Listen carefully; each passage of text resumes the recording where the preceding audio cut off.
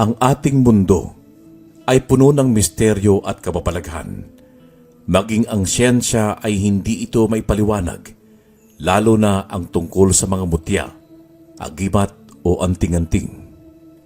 Mga mahal naming mga tagapakinig at taga-subaybay sa channel na ang Manlalakbay, atin pong tunghayan ang kwento ng ating sender na si B-Boy Salonga.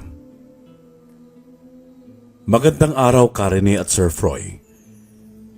Isa ako sa mga masusugid niyong tagapakinig sa channel na ang Manlalakbay. Tawagin niyo na lang ako sa pangalang B-Boy. Hindi ko tunay na pangalan. 57 na sa kasalukuyan. Taga Mindanao. Biyudo na ako at wala kaming naging anak ng asawa ko, pero may ampon naman kami at binata na ito ngayon.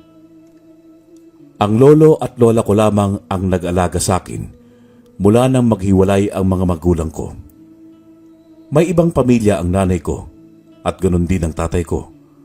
Kung minsan naman ay umuuwi sa bahay si nanay at kasama niya ang bago niyang kinakasama at ang kanilang anak. Ngunit si tatay, mula nang maghiwalay sila, ay hindi na nagpakita pa sa akin ni minsan. May nakapagsabi lang sa amin na nag-asawa na rin siya ng iba at mayroon na rin silang anak. Noong bata ako, ay ayos lamang sa akin na bihira ko makita at makasama ang nanay ko. Pero habang nagkakaisip at nagkakaedad na ako, ay doon ko napagtanto na ang lungkot pala ng hindi kumpleto ang pamilya. Naging tampulan din ako ng tukso noong ako ay nasa elementarya pa lamang. Wala raw ako mga magulang kasi raw hindi ako karapat-dapat na mahalin. Pero kahit ano pa man ang sabihin nila, ay pinapalagpas ko lamang. Wala rin kasi akong kakayahang ipagtanggol ang aking sarili. Dahil sa oras na lumaban ako sa kanila, ay paniguradong pagtutulungan nila ako. Ayoko na rin pang bigyan ng problema ang lolo at lola ko. Kaya kahit masakit sa akin ang tukso-tuksuhin, ay sinasarili ko na lamang. Naiinggit rin ako sa tuwing nakikita ko ang aking mga kaibigan na kasama nila ang tatay at nanay nila. Napapatulala na lamang ako sa isang tabi at hindi ko namamalayan na pumapatak na pala ang mga luha ko. Iniisip ko na sana'y kasama ko rin ang aking mga magulang. Mabuti pa ang mga anak nila sa iba nilang kinakasama ay kasama sila at naaalagaan nila. Samantalang ako, para akong namamalimos ng atensyon at pagmamahal.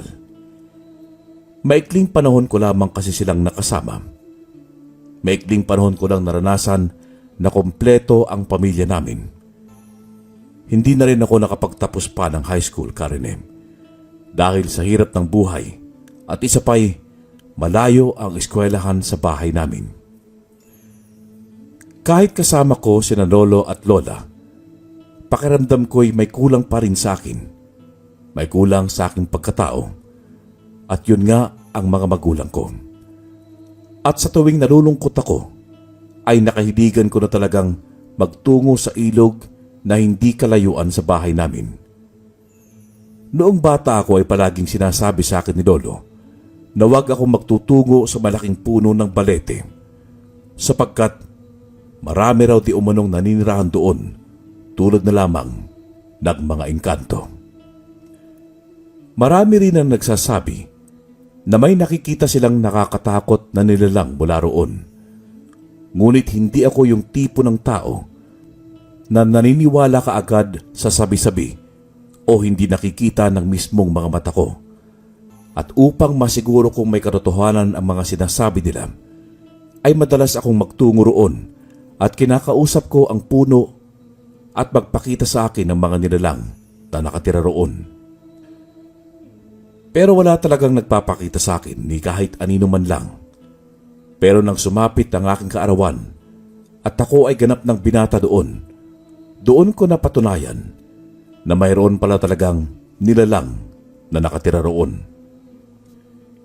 Abala ako sa pamimingwit ng isda sa gilid ng ilog sa tapat ng puno ng balete Nang makarinig ako ng kaluskos na parang may natatapakang mga tuyong dahon. Noong unay inisip kong may tao lamang din doon, ngunit nang lingunin ko ito ay wala akong nakita. Ang tahimik na ng paligid at tanging huni ng mga ibon na lamang ang naririnig ko. Kung kaya't nagpatuloy ako sa aking ginagawa. Pero maya-maya lamang ay may tumawag sa pangalan ko na kaagad kong nilingon. Nanlaki ang mga mata ko nang makita kong nakatayo siya malapit sa aking likuran. Napakatangkad na nilalang na napakahaba ng buhok at ang kanyang mga mata ay parang nagliliwanag. Wala rin siyang saplot pang itaas at ang suot lamang niyang pang ibaba ay mga dahon. Pakiramdam ko noon ay nanigas ang buong katawan ko. Maging ang aking bibig ay hindi ko maibuka upang makasigaw sana ako. Mas lalo akong nakaramdam ng takot nang dahan-dahan siyang lumalapit sa akin. At dahil sa takot, ay mas pinili ko na lamang lumundag sa tubig. Pero biglang lumakas ang agos ng tubig, kung kaya naman natangay ako ng agos patungo sa ibaba. Nang aahon na sana ako, ay muli ko siyang nakita. Kaya muli akong lumublob sa tubig. Huwag ko lamang siyang makita. Pero dahil nahihirapan na akong huminga, ay wala akong pagpipilian kundi ang tuluyang umahon sa tubig at huwag na lamang itong tingnan. Pero sumusunod talaga siya sa akin. Kung anumang klase kang nilalang, parang awa mo na. Huwag mo na ako sundan pa. Tigilan mo na ako pakiusap. Natatakot kong sabi sa nilalang na yon, ngunit patuloy pa rin siya sa akin sa pagsunod. At doon ko lamang napansin na paulit-ulit lamang ang nilalakaran ko. Hindi ako nakakalayo sa ilog at walang katao-tao sa paligid. Mukhang pinaglalaroan ako ng nilalang. Nang muli ko siyang lingunin, ay ibinukas niya ang kanyang palad at napansin kong may kulay puti mula roon. Kaagad siyang lumapit sa akin at iniabot ang hawak niya. Noong una ay nag-alangan akong kuhanin ito mula sa kanya, pero kalaunan ay kinuha ko na rin. Anong bagay na ito? Ngunit hindi niya ako sinagot. Bagkus ay ngumiti lamang siya sa akin at bigla na ring naglahong parang bula. Inikot ko ng tingin ang paligid sa pag-aakalang makikita ko pa siyang muli, pero wala na talaga siya. Apo! Ay nandito ka lang pala eh. Habi kanina ka pa namin hahanap ng lola mo. Ang sabi mo ay magtutungo ka rito sa ilog upang manghuli ng isda kahit kaarawan mo. Oh, nasaan ang nahuli mo? Lolo, kanina po ba ako hinahanap? Oo! Siguro mayroon na rin 10 minuto ako naghahanap sa'yo rito sa ilog. At dito lamang pala kita matatagpuan. Nagdaan ako rito kanina. Pero wala ka. Saan ka ba nagsusuot ha? Umuwi na po tayo, Lo. Mamaya ko na po ikukwento ang nangyari sa akin. Mabuti pa nga. Dahil nagluto ang lola mo ng pansit. Halika na't atin ang pagsaluhan. Maligayang kaarawan muli, Apo. Nagpasalamat naman ako kay Lolo at tumakbay na ako sa kanya habang paalis kami ng ilog. Nang makauwi na nga kami, ay kaagad akong binatin ni Lola at nakahain na pala sa mesa ang pansit na niluto niya. Niyaya niya kami ni Lolo na maupo na at kumain. Kaya naman, itinago ko na lang muna sa aking bulsa ang puting bagay na ibinigay sa akin ng isang nilalang. Apo, hindi ba't sinabi mo kanina na may kukwento ka sa akin? Ano ba yon? Mabuti na lamang at nasa kusina na si Lola na magtanong sa akin si Lolo. Kaagad ko namang inilabas ang nasa bulsa ko at ipinakita ko yun sa kanya. Sa kanya ito kinuha sa akin. Saan mo nakuha ang bagay na ito? May nagbigay po sa akin yan kanina. Tama ka po, Lolo. Meron ngang nilalang na naninirahan sa puno ng balete. Napakatangkad niya at may mahabang buhok na itim. At napansin ko rin na patulis ang kanyang tenga at ang kanyang mga mata ay nagliliwanag. Isang engkanto ang nakita mo, B-boy. At sa pagkakaalam ko ang bagay na ibinigay niya sa'yo ay magagamit mo balang araw. Ingatan mo at itago ito dahil hindi magbibigay ang engkanto kung hindi mo mapapakinabangan. Maaaring isa rin itong regalo dahil kaarawan mo ngayon. Sigurado ka po ba, sa sinasabi nyo? Para lang naman po itong puting bato na tila isang lintang tumigas. Batid ko na, apo. Maaring isa itong mutya ng linta. Isang pamana sa iyo ng engkanto. Hayaan mo itatanong ko ito kay Mang Pedring. Maraming alam yon pagdating sa mga mutya. Agimat o anting-anting. Kayo ang bahala, Tipid kong tugon na noong mga panahong yon ay hindi ko talaga nauunawaan ang mga sinasabi niya at kung para saan ba ang mga mutya. Kinabukasan ay masayang lumapit sa akin si Lolo na tila pa may magandang balita. Luminga-linga pa siya sa paligid. Biboy, nasaan ang lola mo? Nagputungo po sa likod. Mamimitas daw po ng mga igugulay niya para sa ating pananghalian. Bakit ho? Tatawagin ko po ba siya? Ay nako, hindi. Tinatanong ko lamang upang masiguro kung tayong dalawa lamang ang makakaalam nitong sasabihin ko sa'yo. Ano ho ba yun, Lo? Bakit hindi pwedeng marinig ni Lola? Naku, mukhang alam ko na yan Siguro, kinatagpo mo yung dati mong nobya, si Aling Mariano. Puro ka talaga kalokohang bata ka. Bakit ko naman kakatagpuin yon? Di, sinabit ako ng lola mo sa puno ng balete. Kaya ako masaya. Dahil napatunayan ko na ngang isang mutya ang binigay sa iyo ng engkanto. Ang sabi sa akin ni Mang Pedring, bibihira lamang daw ang pinagkakaloban ng mutya. Mabuti ka kasing tao, apo. Kaya pinagkalooban ka. Itahiraw natin ito sa pulang tela o di kaya'y ilagay sa garapon at ibabad sa langis ng nyog. Isa raw itong pampaswerte, panghalina sa negosyo, pangontra laban sa mga kulam, sumpa at barang. At ang masusugatan ay itapal lamang daw ang mutya ng linta at kaagad na itong gagaling. Mahabang sabi ng lolo andong ko. Ngumiti naman ako at kinuha yon sa kanya. Talaga po, Lo? Ganun kagaling ang mutyang ito? Nakakatuwa namang malaman yan. Oo, pero gagamitin lamang daw yan sa kabutihan at hindi sa kasamaan. Huwag mo rin daw ipagyayabang ang bagay na yan. Tatandaan ko po mga sinabi mo, Lolo. Mas gusto ko pong ibalot na lamang ito sa pulang tela upang madala ko siya kahit saan ako magpunta. Alam mo bang, kanina nung umalis ka, may balibalita na mainatake raw na aswang sa kabilang baryo. Isang buntis daw. Pinaghihinalaan nilang sa kabundukan nakatira ang aswang. Nabalitaan ko nga rin yan. Kalat na kalat ka agad ang balitang yan. Nung ipinagbubuntis ka nga ng nanay mo, inatake din siya ng aswang Mabuti na lamang at sinunod niya ang payo ko. Na tuwing lalabas ng bahay ay magdadala ng asin. Kung hindi ay baka wala kaming apo na sobrang bait at gwapo.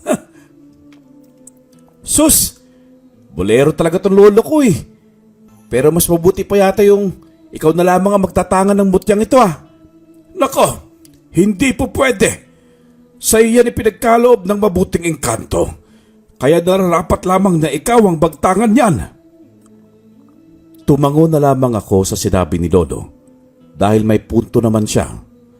Baka magtampo pa ang engkanto nagbigay sa akin at bawiin pa niya. Matapos naming mag-usap ay nagtungo ako sa aking silid at kumuha ako ng damit na kulay pula. Ginupit ko ang manggas nito para makakuha ako ng kapirasong tela na siya kong pagbabalutan ng mutya. Kumuha rin ako ng karayom at sinulid at inumpisan ko na itong tahiin. Kumuha rin ako ng pardible at inilagay ko ang butya sa loob ng aking suot na damit upang walang sino man ang makakita nito. Nang bigla ko maramdaman na para bang may nagbabago sa aking pangangatawan, hindi pangkaraniwang lakas. Kaagad akong lumabas at hinanap ko ang lolo ko at sinabi kong lumakas ang pangangatawan ko. Sinabi nga niya sa akin na dahil yon sa butya. Lo, kailangan ko pong pumunta sa puno ng balete upang magpasalamat sa aking kaibigang Engkanto. Napakalaking tulong sa atin itong ibinigay niya. Sige, mag-iingat ka, Apo. Ngunit nang hahakbang na sana ako palabas ng bahay, ay biglang humarang si Lola at tinanong kung saan na naman daw ako tutungo. Manananghalian na raw kami. Kaya naman wala akong nagawa kundi ang kumain na muna. At kinahapunan na ako nagtungo sa ilog nang makatulog ang lola ko. Habang papunta ako sa ilog, ay halo-halong emosyon ang nararamdaman ko. Natatakot, kinakabahan, hanggang sa tuluyan na nga akong makalapit sa puno. Bigla na lamang lumakas ang hangin at ang puno ng balete ay parang yumuyok ko ang mga sanga nito. Aking kaibigan, alam ko na kung anong uri ka ng nilalang. Isa kang engkanto, hindi ba? Pangako, hindi na ako matatakot sa iyo. Magpakita ka na sa akin, kaibigan ko, upang makapagpasalamat ako sa iyo. Ngunit ilang segundo na akong matapos magsalita, ay wala pa ring engkanto ang nagpapakita sa akin. Sige na, aking kaibigan, magpakita ka na sa akin. Kung kailan nag-ipon ako ng lakas ng loob na harapin ka, saka ka naman hindi magpapakita sa akin. Nang bigla na lamang may humawak sa balikat ko. Mabilis ko namang itong nilingon sa pag-aakalang siya na ang engkantong hinahanap ko. Ngunit laking gulat ko nang makita kong hindi yun engkanto, kundi isang matandang lalaking napakatalim ng tingin sa akin na para bang nais niya akong kainin. Lo? Bakit ho? Naliligaw ka po ba? Tanong ko sa kanya, sapagkat hindi ko kilala ang matandang yon. Bago lamang siya sa paningin ko. Pero hindi niya sinagot ang tanong ko. Bagkus ay mas lalong tumalim ang tingin niya sa akin. Nanlilisik ang mga mata niya, Karine. Bahagya akong umatras dahil may kakaiba na akong nararamdaman sa matanda. Batid kong hindi siya pangkaraniwang tao. Sino ka? Aswang ka ba? Magsalita ka! Subalit hindi talaga siya nagsasalita at mabilis niya akong sinakal. Pero mabilis kong inalis ang kamay niyang nakasakal sa liig ko. Aminado ako malakas siya, pero batid kong mas malakas ako kumpara sa kanya. Aswang ka nga! Siguro, ikaw rin ang nambiktima sa isang buntis sa kabilang baryo. At ngayon, balak mong dito naman sa aming baryo. Pwes, hindi ako papayag na may iba ka na namang mabibiktima. Ngunit imbis na matakot siya sa mga sinabi ko, ay tiniwanan lamang niya ako. Kitang-kita ko ang matutulis niyang mga ngipin. At muli sana niya akong aatakihin, pero sa pagkakataong yon ay nakaiwas na ako sa kanya at siya naman ang mabilis kong sinakal. Napansin ko rin na bumilis akong kumilos. Napakalagkit ng kanyang balat. Mas lalo kong diniinan ang pagkakasakal ko sa kanya nang akma siyang magpupumiglas. Mabilis din niya akong sinugatan sa braso gamit ang kanyang matutulis at matatalim na mga kuko na noong una ay hindi naman yon matutulis. Sa pagkakataong yon ay mas lalong naging katakot-takot ang itsura niya. Namumula na rin ang kanyang mga mata at kumulubot na rin ang kanyang balat. Pero ganoon pa man ay hindi ako nagpalamon sa sindak. Mas lalo kong nilakasan ang aking loob dahil kailangan ko siyang mapaslang. Dahil kung hindi, ay mas marami pa siyang mabibiktima. Bakas sa kanyang mukha ang pagkagulat nang makitang unti-unting naghihilom ang mga sugat ko. Buong lakas ko siyang nihagi sa ilog at doon kami naglaban. Tumawa siyang muli habang nasa tubig kami at sinabi niyang hinding-hindi ko siya mapapaslang. Pero tumawa rin ako ng malakas at pasimple akong kumuha ng bato mula sa ilalim ng tubig at ibinato ko yon sa mukha niya. Nang indahin niya yon, ay kaagad akong lumapit sa kanya. Pinilipit ko rin ang liig niya at buong lakas ko siyang inilubog sa tubig. Pero nagpupumiglas siya at muntik ko na siyang mabitawan. Maya-maya lamang ay nangihina na siya at mukhang nahihirapan ng huminga. Hindi ko nga tinigilan hanggat hindi siya nalalagutan ng hininga. Nang hindi na siya gumagalaw, ay iniingat ko ang kanyang ulo at nakumpirma ko ngang wala na siyang buhay. Iniahon ko siya mula sa tubig at dinala sa batuhan, saka ko siya inihiga doon.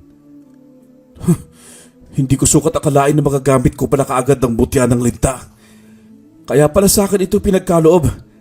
Dahil ako palang tatapos sa mga salot na aswang. Ang sarap pala magkaroon ng kakaibang lakas at galing. Napansin ko rin na unti-unti nang naaabo ang katawan ng aswang na napaslang ko at dumidilim na rin ang paligid. Lumingon naman ako sa puno ng balete at nagbabaka sakaling magpapakita na sa akin ang engkanto. Ngunit gaya noong una, wala pa rin siya. Hanggang sa tuluyan na nga naging abo ang katawan ng aswang. Umuwi ako ng bahay na basang-basa. Si Lolo na may kaagad ang nakakita sa akin at pabilis siyang lumapit sa akin. Oh, kumusta ang pagtugo mo sa ilog? Nagpakita pa sa'yo o naligo ka lamang doon? Hindi po siya nagpakita sa akin, Lolo. Hindi ko alam kung bakit Pero meron akong babalita sa'yo. Alam mo bang, napaslang ko ang aswang na umatake sa kabilang baryo? Ano ka mo? Ang aswang? Totoo ba yung sinasabi mo, Apo? Paano ko nakakasigurong aswang ngayon? Nanlilisik po ang mga mata niya. Nakalaunan ay namumula na. Matutulis rin po ang mga ngipin niya na kulay dilaw. Maging ang mga kuko ay matutulis din. Nung una, mukha lang siyang tao. Pero nakalabang ko na siya, ay doon na nagbago ang itsura niya. Sobrang nakakatakot, Lolo. Ay, Diyos ko po. Aswang nga yun. Mabuti na lang at hindi kanya nasaktan. Totoo nga pong sinabi sa inyo, Mang Pedring. Nung nasugatan ako ng aswang, naghilom ka agad ang mga sugat ko. Tunay ngang makapangyarihan ng mutya. Pero nababahala pa rin ako, Apo. Ngayong nakapaslang ka na ng aswang at malaman niya ng mga kalahi niya, alam kong hahanapin ka nila. Pero wala naman pong nakakita sa akin na maglaban kami ng aswang na yun Tsaka kung mangyari man po yung iniisip mo, alam ko pong kaya ko silang talunin dahil may mutya ako. Kung sa bagay ay tama ka. Pero sa tingin ko ay kakailanganin mo pa rin maging magaling sa pakikipaglaban. Umpisa pa lang ito, Apo. At marami ka pang makakaengkwentrong mga aswang. Nang sabihin nga yon ni Lolo, ay kaagad kong naisip si Mang Pedring. Nagtungo na rin ako sa poso upang makaligo ako. Habang naliligo nga ako ay muli kong naalala ang nakalaban kong aswang. At hindi ko talaga lubos akalain na makakapaslang ako ng aswang. Kinabukasan pagsapit ng 11:00 ng tanghali, ay nagtungo nga ako sa bahay ni Mang Pedring.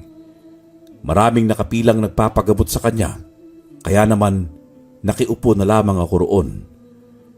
Nang mapansin niya ako, ay kaagad niya akong tinawag at nagpaalam muna siya sa mga ginagamot niya. Inaya niya ako sa loob ng bahay nila, saka siya nagtanong sa akin. Oy, B-boy, ginawa mo ba ang sinabi ko sa Lolo Andong mo? Opo, Mang Pedring. Ginawa ko po. Salamat po May itatanong ka ba sa akin kaya ka nagtungo rito? Kahapon po ng hapon may nakalaban akong aswang. Napaslang ko siya. Talaga? Abay ayos kung ganun Sabihin mo lamang kung may tutulong ako sa'yo.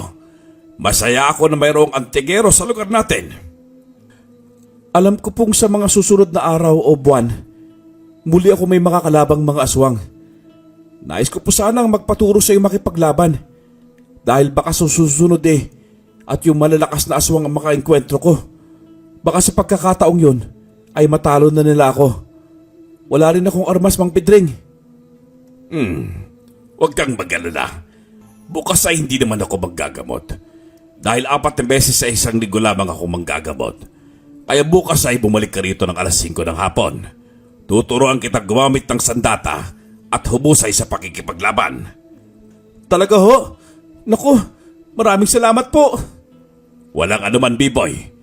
Napakaswerte mo dahil ikaw ang pinagkalooban ng ganyang mutya. Oo nga po eh. Wala po talaga akong kaalam-alam sa mga ganito. Mabuti na lamang po't nariyan ka. Hindi rin kasi sinabi sa akin ng engkanto na nagbigay sa akin itong mutya kung para saan to eh. Tinapik naman niya ako sa balikat at muli nang lumabas ng bahay upang ituloy na ang panggagamot niya.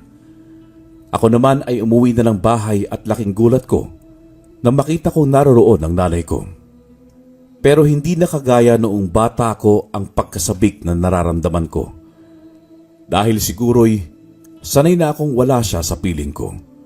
Mukhang nag-iisa lamang siya at hindi kasama ang aking kapatid sa nanay. Apo, ang nanay mo naririto. Hindi ka man lang ba magmamano sa kanya? Ngumiti naman ako ng tipid sa nanay ko at tagmano pa rin ako sa kanya. Kahit ang totoo'y napipilitan na lamang ako. Kaagad niya akong tinanong kung kumusta ba ako. Muli lamang akong ngumiti sa kanya at sinabi kong ayos lang ako. Humingi rin siya ng tawad sa akin, Karine, dahil hindi siya nakauwi nung mismong kaarawan ko. Tumango lamang ako sa kanya at sinabi kong naiintindihan ko. Niyakap naman niya ako habang paulit-ulit na humihingi sa akin ng paumanhin. Gusto ko sanang yumakap din sa kanya, pero mas pinili kong pigilan ang aking sarili. Bigla ko kasing naalala noong bata ako na tuwing uuwi siya ay kaagad din siyang umaalis. Kahit umiyak ako at magbakaawang wag na niya akong iwan, ay iniiwan pa rin niya ako. Sa pagkakatanda ko ay 2 hanggang 3 beses lamang siyang umuuwi sa amin sa loob ng 1 taon. Kaya naman nasanay na ako na wala siya. Mukhang naramdaman ni nanay na may tampo ako sa kanya. Kaya mabilis niyang hinawakan ang magkabilang pisngi ko. Kitang-kita ko ang mga pagpatak ng mga luha niya at bigla siyang nagsalita. Ang sabi niya ay magkakasama na kaming muli dahil hindi na siya aalis pa. Napaawang ang mga labi ko dahil sa sinabi niyang yun. Talaga po, Nay? Dito ka na ulit? Pero bakit po? Tsaka bakit hindi kasama si Julius? Masaya ngunit nagtatakang tanong sa kanya. Nang bigla na lamang niyang bitiwan ang mukha ko at bahagyang tumalikod sa akin. Dahil doon ay mas lalo akong nagtaka. Nay, sagutin niyo ako. Anong nangyari? Naghiwalay na ba kayo ng tatay ni Julius? Sa pagkakataong yon ay muli niya akong hinarap at bahagya siyang tumango sa akin. Sinabi niyang nahuli niyang nambababae ito at nang komprontahin daw niya ay pinagbuhatan pa siya ng kamay. Nakaramdam agad ako ng galit dahil sa pinagtapat ni Nanay Karine. Para bang gusto kong puntahan ang dati niyang kinakasama at saktan din ito. Ayaw din daw sumama sa kanya ni Julius at mas piniling maiwan sa kanyang ama. Nakaramdam ako ng konsensya dahil sa inasal ko. Mabilis ko siyang niyakap na mahigpit, saka ko siya hinalikan sa noo. Masaya akong nagbalik sa buhay namin ng nanay ko. Ngunit hindi ko maiwasang malungkot para kay Julius dahil mararanasan niya ang walang ina sa kanyang tabi. Hanggang sumapit ang kinabukasan at oras na upang turuan ako ni Mang Pedring sa pakikipaglaban at sa paghawak ng armas. Isang punyal ang ibinigay niya sa akin at tinuruan niya ako kung paanong gamitin ito, na kahit maliit lamang ito kumpara sa espada ay matatalo ko pa rin ang aking kalaban. Mang Pedring, ang liit naman po nito. Para lang akong maghihiwa ng gulay o di kaya ay karne. Sigurado ka bang matatalo ko mga kalaban ko aswan sa pamamagitan lamang ng punyal na ito? Ay wag mong maliitin ang punyal na yan, B-boy. Baka hindi mo alam marami nang napaslang na mga aswang yan. Nanlaki ang mga mata ko dahil sa sinabi niya at pinagbasdan ang punyal na hawak ko. Huwag mo pong sabihin na isa kang antingero. Hindi ka lang basta-basta albularyo. Antingero ka rin po. Oo, B-boy. At ang tangan kong mutya ay mutya ng bulalakaw. Hindi ko ito pinagsasabi kahit na kanino, bukod sa aking asawa. Pero dahil pareho na tayong antingero ngayon, ay tiwala ako na hindi mo ipagsasabi sa iba ang sekreto ko. Oo naman po. Hindi ko po talaga yung pagsasabi. Noong ako'y edad 30 pa lamang, ay kilala akong manunugis na aswang sa lugar namin. Marami akong nakalaban at tapas lang ng mga aswang. Iba't ibang uri, mula sa mahinang aswang hanggang sa pinakamalakas na uri. Gamit lamang ang aking mutya at ang punyal na yan. Dahil hindi naman kami nagkaanak ng aking asawa, ay sa iyo ko ina ipapamana yan. Ingatan mo sana yan gaya ng pag-iingat ko. Opo, Mang Pedring. Makakaasa ka pong iingatan ko ito. Maraming salamat po at patawad na rin kung minaliit ko to kanina. O siya, tama na ang pag-uusap. Muli na tayo mag-ensayo. Lagi mong tatandaan na sa pakikipaglaban ay hindi lamang bilis ng kilos ang kailangan. Dapat ay mabilis ka rin mag-isip kung sa paanong paraan mo matatalo ang iyong kalaban. Pakakatandaan ko po yan. Huwag kang magdadalawang isip na ihagis sa akin ang punyal. Huwag kang mag-alala dahil hindi naman ako masusugatan dahil kagaya mo ay may proteksyon din ako. Tumango nga lang ako at sinimulan na namin ang pag-iinsayo. Napakaliksi ni Mang Pedring at hindi mo akalain na matanda na siya. Mas lalo akong namangha sa kanya nang lumundag siya at tumulay sa sanga ng puno at walang kahirap-hirap. Sumigaw naman siya at sinabing gayahin ko siya. Napangiti ako dahil kaya ko na rin ang ginagawa niya. Lahat ng pagtangka niya sa aking pagsaksak gamit ang isa pa niyang punyal ay mabilis kong naiilagan. Hanggang sa lumundag siya sa ibaba at ganoon din ako. At doon kami naglaban. Sinunod ko ang sinabi niya sa akin na dapat ay maging mabilis din ako mag-isip kung paano ko matatalo ang kalaban ko. Inihagis ko nga sa kanya ang punyal, subalit mabilis niya itong naiwasan at may iba pang tinamaan nito. Nagulat kaming dalawa nang bumagsak sa lupa ang lalaki. Nagkatinginan kami at nang akma kong lalapit ay pinigilan niya ako. Hanggang sa mapansin naming unti-unting nagbabago ang itsura ng lalaki. Nagiging baboy ramo ito. Sabi ko na't aswang ang lalaking yan Walang kahirap-hirap mo siyang napaslang. May aswang po pala sa lugar na ito? Sa kabundukan? Kahit saan naman, B-boy. Hindi mo nga namamalayan kung minsan nakakasalamuhan na rin pala natin sila. May mga aswang na napakagandang babae o napakagandang lalaki sa araw at pagdating ng gabi ay doon nagiging malalaking ibon. Nagkakaroon sila ng pakpak katulad ng mga paniki. Ang iba ay tao ang binibiktima. Ang iba naman ay mas pinipiling hayop na lamang ang kainin. Anong uri po ng aswang to, Mang Pedring? Isa itong mandurugo. Kaya mag-iingat ka sa mga makakasalubong mo. Sa panahon ngayon, ay kaya na rin nilang mamuhay gaya ng pamumuhay nating mga tao. Pagkatapos naming mag-usap, ay muli naming tinignan ang napaslang ko. Unti-unti itong nagiging abo. Muli naming itinuloy ang pag-iinsayo hanggang sa dumilim na nga. Mabuti na lamang at may dalang flashlight ang matanda. Sa gitna ng aming paglalakad ay kapwa kami napahinto dahil tila may sumusunod sa amin. Maganda ka, B-boy. Mukhang mapapalaban tayo. Inihanda ko na nga ang sarili ko at tinintay naming lumapit ang sumusunod sa amin. Nang akma itong papaliparan ni Mang Pedring ng punyal, ay biglang sumigaw ang binatidyo. Wag! Hindi po ako lalaban! paano kaming nakakasigurong hindi ka aswang? Bakit hindi niyo po tingnan ng mga mata ko? Nagsasabi po ako ng totoo. Kagaya niyo rin ako. Tao rin po ako. Pero, anong ginagawa mo sa kabundukang ito? Wala na po kasi ako mauuwian pa. Pinatay ng mga aswang ang mga magulang ko. Tanging ako lamang ang nakaligtas. Tulungan niyo po ako. Pangako, tutulungan ko din kayo matunto ng pugat ng mga aswang. Kaagad kaming lumapit sa estrangherong binatilyo at tumingin kami sa paligid upang masigurong wala nga itong kasama.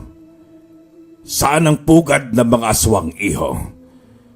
Mas mabuti pong ipagpabukas na lamang natin ang pagtungo roon.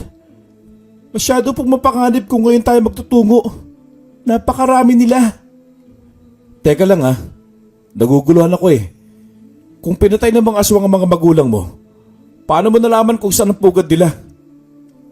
Ngunit imbis na sumagot ito sa katanungan ko, ay bigla na lamang itong umiyak na parabang takot na takot.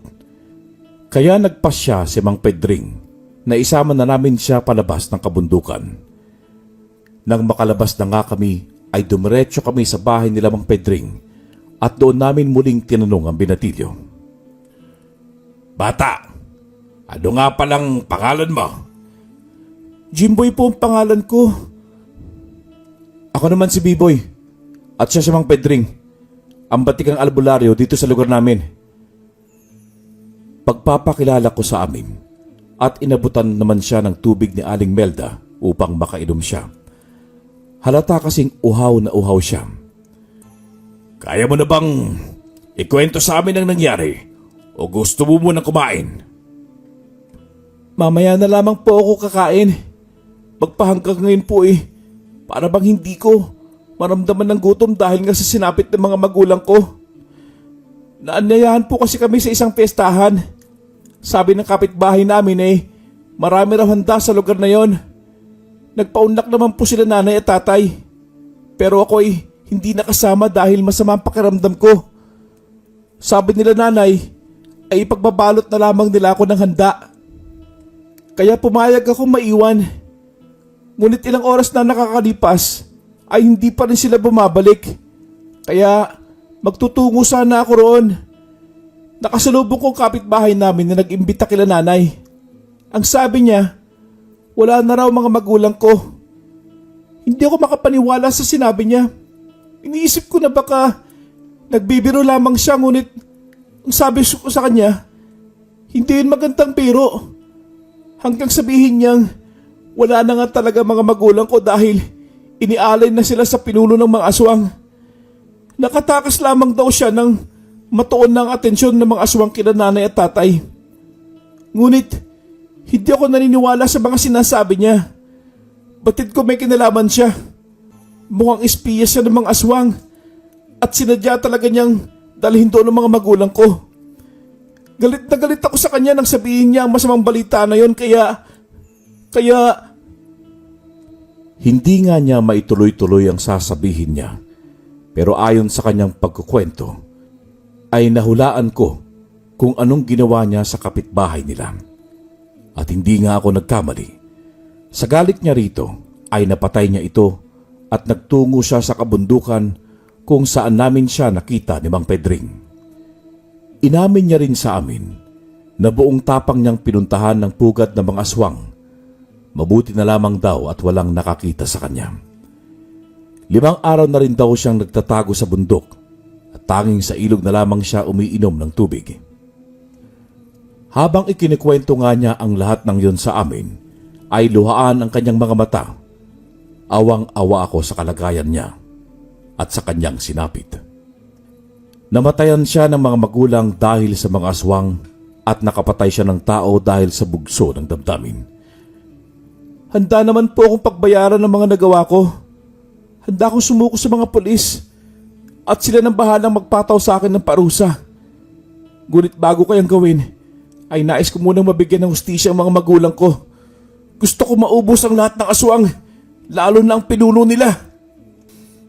Huwag kang mag-alala, Jimboy. Hindi ka kaagad makukulong. Hayaan mo't tingnan natin kung anong magagawa natin tungkol sa bagay na yan. Pero hindi po ako nagsisisi dahil alam kong siya ang may kagagawan nun. Siya ang may kasalanan. Damang-dama ko ang galit sa puso niya.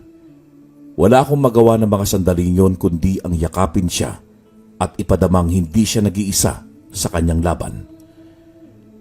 Dahil lumalalim na ang gabi, ay nagpaalam na ako sa kanya na kailangan ko nang umuwi. Naisa na niyang sumama sa akin, ngunit sinabi ni Mang Pedring na mas mabuting doon na lamang siya magpalipas ng gabi at kailangan din niyang gamutin dahil may mga sugat siya sa binti, braso at muka. Hindi naman nagmatigas si Jimboy at pumayag sa nais ng matanda. Mag-iingat ka sa pag-uwi, Kuya B-Boy.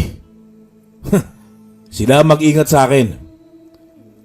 Pagbibiro ko sa kanya at tuluyan na nga akong umalis. Ngunit habang naglalakad ako pa uwi, ay hindi ko makalimutan ang kanyang sinabi na sa ganong edad ay nakagawa na siya ng krimen. Pero natigilan ako sa paglalakad nang maisip kong baka hindi naman tao ang kapitbahay nilang yon na maaaring aswang din yon. Muli akong bumalik kila Mang Pedring upang matanong ko si Jimboy patungkol sa kapitbahay nilang sinasabi niyang espiya o alagad ng mga aswang. O B-Boy, bakit nagbalik ka? Nasaan po si Jimboy, Mang Pedring? May nais lamang po ako itanong sa kanya. Sinabi nga ni Mang Pedring na nasa palikuran ito at maya-maya lamang ay gagamutin na niya ang mga sugat nito. Nang matapos si Jimboy ay kaagad ko siyang tinanong. Jimboy, anong ginamit mo sa pagpatay sa kapitbahay niyo? Itak po. Bakit po? Anong nangyari sa katawan niya? Naabo ba? Hindi ko na po alam eh. Matapos ko magawa yung kay Aling Marites. Hinila ko na siya sa sagingan. Doon ko'y tinagong bangkay niya at umalis na ako at nagtago. Napatango-tango na lamang ako habang may nabubuong plano sa aking isipan. Napasulyap naman ako kay Jimboy at mukhang nagtataka siya kung bakit ganoon ang tanong ko. Gagamutin na kita, Jimboy. Ito na mga dahon na itatapon ko sa mga sugat mo at itong langis na may orasyon. Kahit alam kong may kakayahan akong magpahilom ng sugat, ay hinayaan ko si Mang Pedring. Baka ayaw lamang niyang may makaalam ng lihim ko. Kinabukasan ay muli kaming nagkita-kita at pinagplanuhan naming maigi ni Mang Pedring ang paglusob sa sinasabi ni Jimboy na pugad ng mga aswang.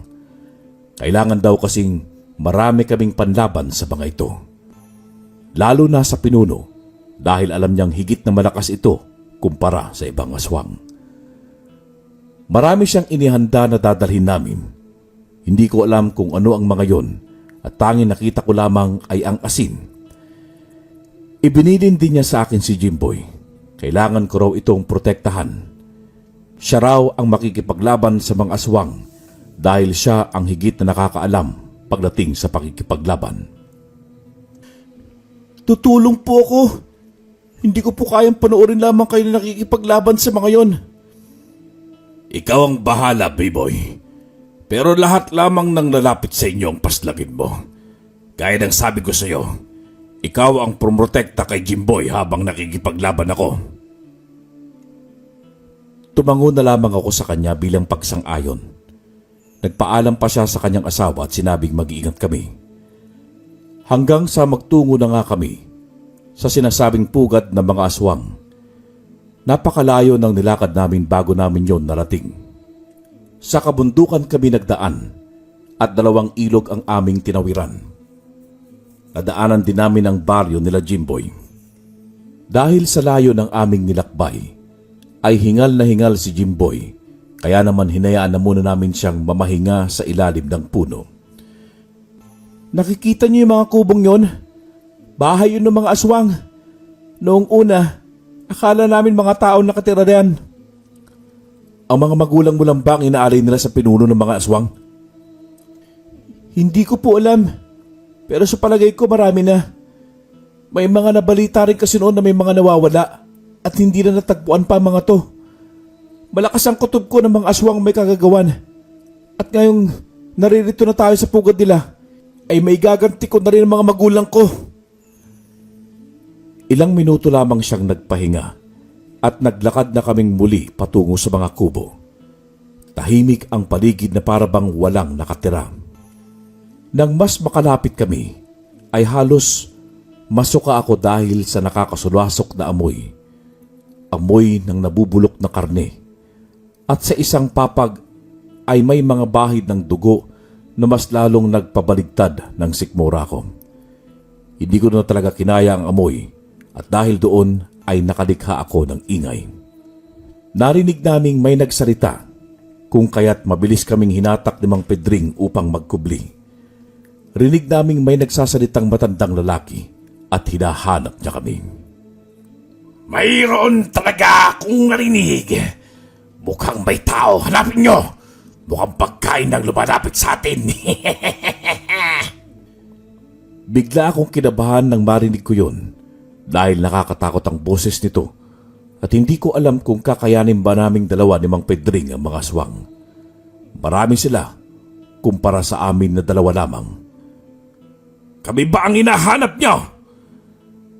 Nagulat ako nang biglang lumitaw si Mang Pedring mula sa pinagkukublihan namin at mabilis na hinataw ng espada ang dalawang aswang na mabilis ding nalagutan ng hininga. Dahil doon ay naglabasan nga ang mga aswang. Napakarami nila. Hindi ko alam pero parang bigla akong naduwag.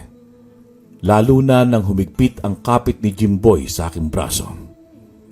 Ang lalakas ng loob niyong magtugo sa lugar namin. Akala niyo ba'y makakalabas pa kayo ng buhay? Hindi! Hindi! Inilagay niyo lamang ang buhay niyo sa kapahamakan. Mga aswang, sa tingin niyo ba'y papayag kaming mamatay dito? Nandito kami upang paslangin kayong lahat. Mas lalo lang natawa ang aswang at sumugod na nga ang mga ito sa amin. Pero lahat ng sumugod ay naghiyawan dahil sa sakit at hapdi dahil sinabuyan sila ni Mang Pedring ng asin. Nang biglang may lumundag sa amin ni Jimboy at sinugatan kami sa likod. Napunit ang damit namin dahil napakatulis ng mga kuko nito. Pero mabilis din naghilom ang mga sugat ko. Kaagad ko namang hinatak ang punyal ko at itinarak ko yon sa dibdib ng aswang. Hayaan mo na ako dito, kuya. Hayaan mo na ako mamatay. Ipaghiganti yung mga magulang ko, Kuya B-Boy. Hindi, Jimboy. Hindi ko hayaang mamatay ka. Akong bahala sa'yo. Akma ko na sanang gagamutin ang sugat niya sa pamamagitan ng aking mutya. Ngunit may dalawang aswang na naman ang lumapit sa amin. Naglalaway sila na parabang asong ulol. Biglang may dinukot si Jimboy sa kanyang bulsa at asin pala ito. Mabilis niyang inihagi sa dalawang aswang at umusok ang katawan ng mga ito. Yun na rin ang pagkakataon ko upang saksakin sila ng punyal. Medyo madaya si Mang Pedring ah. Hindi ako binigyan ng asin. Pagbibiro ko nang mapaslang ko ulit ang dalawang aswang. Mabilis na naabo ang mga katawan nito dahil na rin siguro sa asin.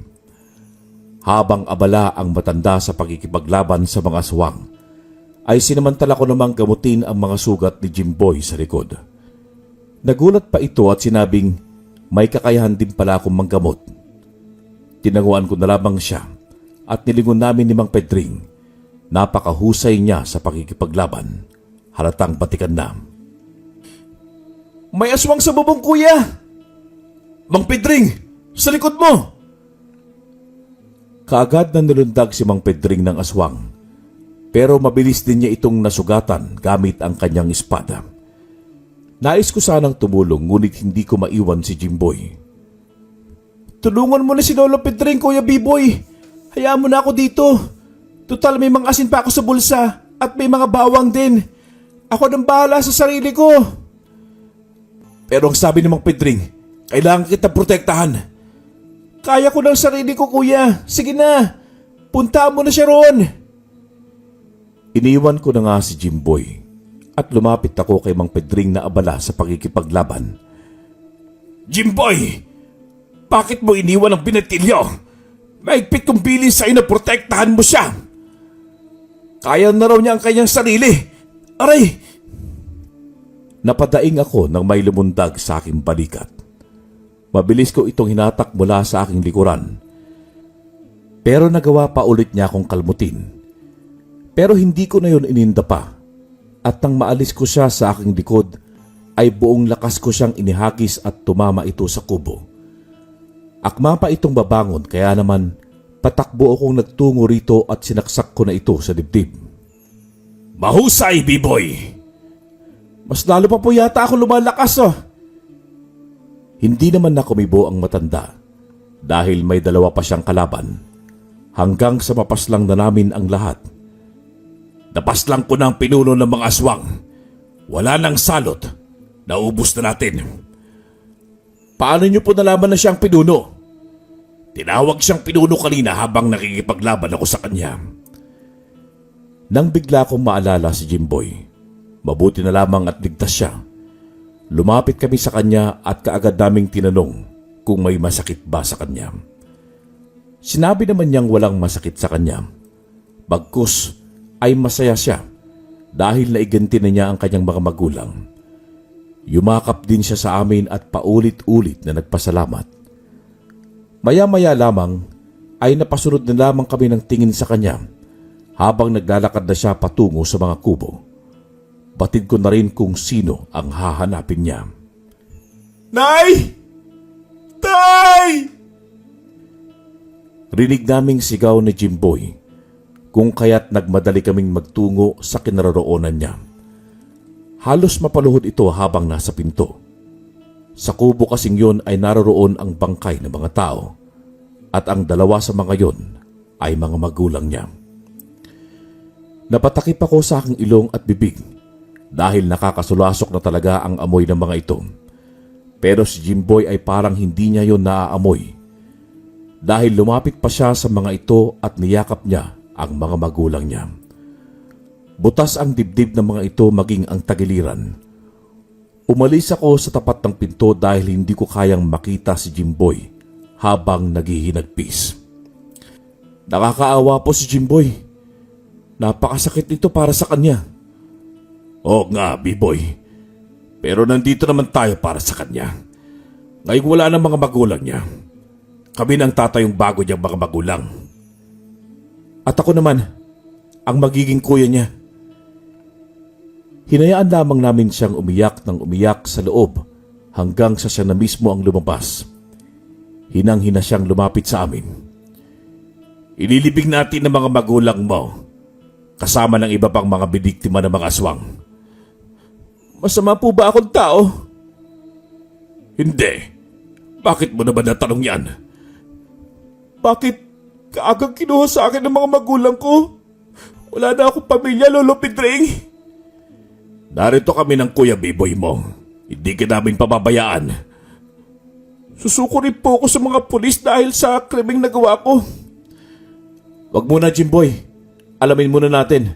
Malay mo, aswang lang din yung marites na yon. Aalamin namin yan. Aalamin natin. Bahagya naman siyang tumango at nagtungo na kami ni Mang Pedring sa kubo.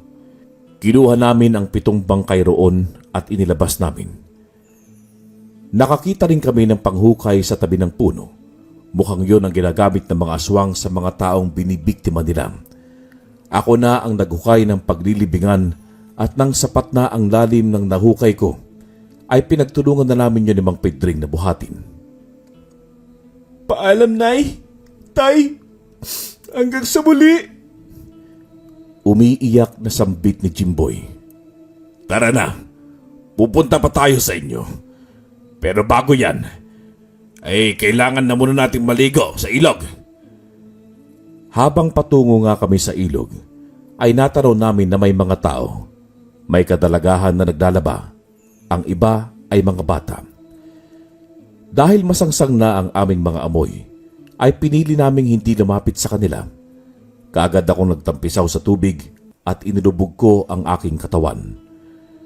Ganon din naman sila Jimboy. Hanggang sa mamukhaan niya ang mga naglalaba. Ang sabi niya ay kilala niya ang mga ito, mga kapitbahay nila. Kaagad naman siyang umahon at lumapit sa mga ito. Sumunod naman kami ni Mang Pedring sa kanya. Nagulat ang mga ito nang makita si Jimboy. Ang buong akala raw nila ay namatay na rin ito dahil biglang naglaho. Sinabi niyang umalis siya dahil hinanap niya ang kanyang mga magulang at doon namin nalaman na hindi na rin nakita pa ang isa nilang kapitbahay at yun nga, si Marites. Parang bula rin daw itong biglang naglaho. Hindi inamin ni Jimboy na napatay niya ito at hindi niya rin niya inamin na natagpuan na niya ang kanyang mga magulang. Paulit-ulit niyang tinanong kung hindi na raw ba talaga nakita si Marites. At ayon nga sa mga dalaga ay hindi na. Kaya mas lalong lumakas ang kutob namin na isa rin itong aswang. May isang nagtanong kung saan na siya ngayon titira. Ngayong wala na ang mga magulang niya. Sinabi nga niyang kila Mang Pedring na siya. Si Mang Pedring na nga ang kumupkop kay Jimboy. Pinag-aral din nila ito at itinuring na parang tunay nilang anak. Maging ako ay bumalik na rin sa pag-aaral. Kahit 21 anyos na ako noon at high school pa lamang. Madalas pa rin ako nagtutungo sa puno ng balete at umaasang muli kong makikita ang engkantong nagbigay sa akin ng mutya. Ngunit bigo pa rin ako hanggang sa hindi na ako umasa na makikita ko itong muli. At ngayong may edad na ako, ay hindi ko na talaga siya nakita pa.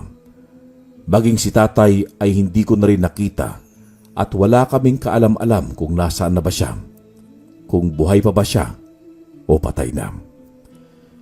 May sariling pamilya na rin ngayon si Jimboy at sila Mang Pedring ay 15 taon na rin mula nang pumanaw. Kay Jimboy niya ipinamana ang kanyang anting-anting at pareho kaming takbuhan ng mga taong gustong magpagamot. Tunay ngang may hatid na swerte ang mutya ng linta sa negosyo. Dahil dito ay umasenso ang pamumuhay namin nila nanay.